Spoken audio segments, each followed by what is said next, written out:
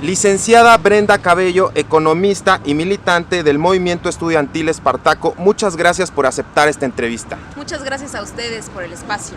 Coméntenos a grandes rasgos en qué consiste la tradición de lucha del movimiento estudiantil al que pertenece. El Movimiento Estudiantil Espartaco se fundó en 1984. El pasado sábado, 13 de marzo, cumplimos 37 años de existencia como movimiento. Nosotros tenemos tres principios fundamentales que son los que rigen nuestro actuar político dentro de la universidad. El primero es lucha y defensa de los espacios democráticos. Hay que entender que un espacio democrático puede ser desde un salón hasta un máximo órgano de gobierno como lo es el Consejo Universitario al interior de la Universidad Autónoma de Puebla. Y bueno, los defendemos porque ahí se toman decisiones muy importantes para la vida académica y política de la universidad. Nuestro segundo principio es lucha y defensa del conocimiento científico. Bueno, sabemos que a partir del periodo neoliberal han querido tecnificar los planes de estudio de las universidades y omitir el carácter científico de ese conocimiento. Y por último, solidaridad con los pueblos en lucha. Aquellos pueblos que luchan por su autodeterminación política, por su autodeterminación económica. Y bueno, ejemplos latinoamericanos son Venezuela y Cuba, que son países que nosotros apoyamos. ¿Cuáles son las principales problemáticas que actualmente mantienen la atención de dicho colectivo?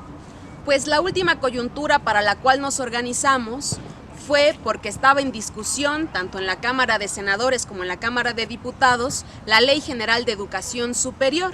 Bueno, esta ley se aprobó el pasado martes, 9 de marzo, y lo que plantea, a grandes rasgos, es la privatización de la universidad pública. Nosotros sabemos que las universidades públicas, de hecho, ya imponían mecanismos o requisitos de ingreso que servían para excluir a los estudiantes de la educación.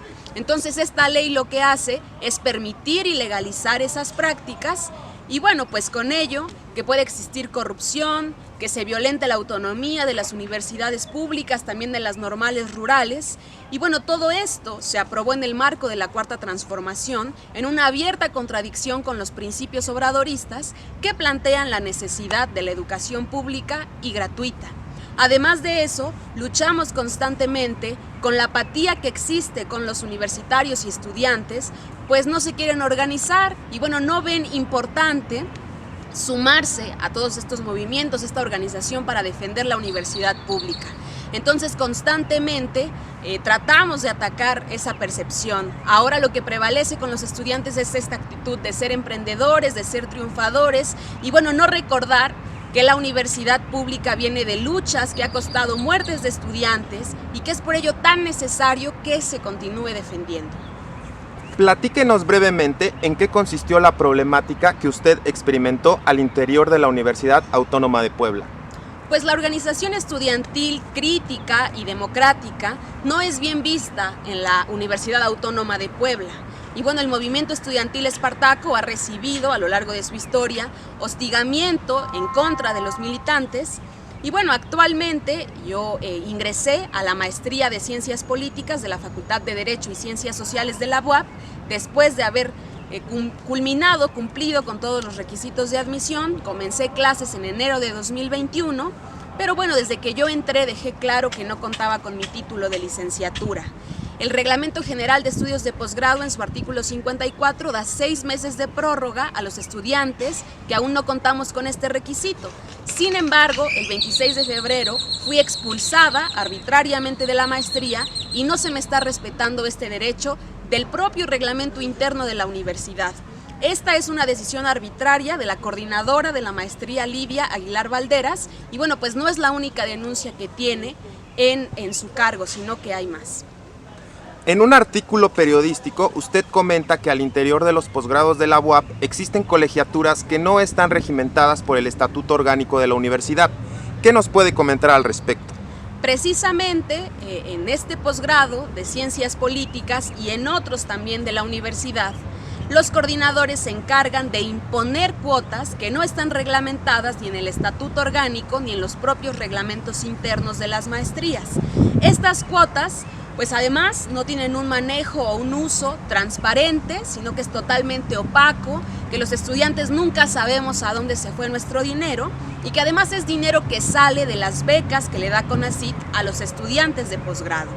Ahora existe una denuncia de compañeros que estudiaron la maestría en 2018, que ya la terminaron, que ya presentaron su examen profesional y que sin embargo no pueden titularse porque la coordinadora no les da los papeles y bueno, los amenazó que si no pagan las colegiaturas y las cuotas no los van a dejar titularse.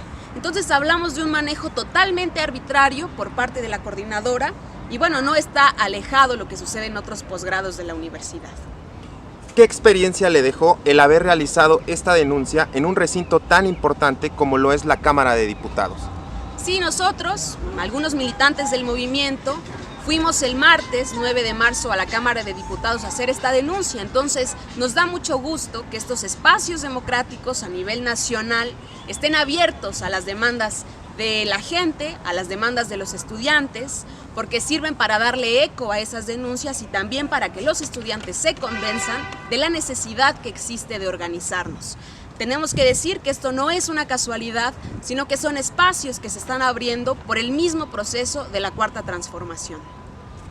¿Qué opinión le merece el hecho de que haya diputados federales que se preocupan no solo por escuchar demandas estudiantiles, sino también por señalar la situación que impera al interior de la universidad? Pues como lo mencionas, estuvieron acompañándonos en la rueda de prensa en la Cámara de Diputados los diputados federales Diego del Bosque y Alejandro Carvajal.